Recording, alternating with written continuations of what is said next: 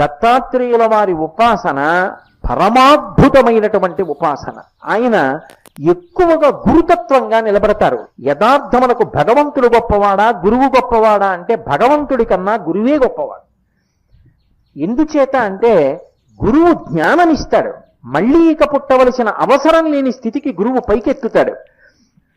అంటే దాని ఉద్దేశం గురువు కోర్కెలు తీర్చలేడు అని కాదు.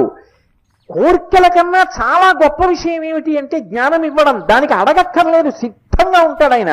అలా కూర్చునేటటువంటి గురువు దగ్గర జ్ఞానాన్ని పొందడం అన్నిటికన్నా గొప్ప విశేషం. మహానుభావుడైనటువంటి దత్తాత్రేయ స్వామి వారు గురుస్వరూపంలో కూర్చుని ఉంటారు. అందుకే ఆయన జ్ఞానప్రదాత. మిగిలినటువంటి అవతారాలకి దత్తాత్రేయ స్వామి వారి అవతారానికి ఒక గొప్ప భేదం కనపడుతుంది. మిగిలినటువంటి అవతారాలలో సంప్రదాయ సిద్ధంగా ఎక్కడో ఏదో పైన ఒక గురువు కనపడతారు.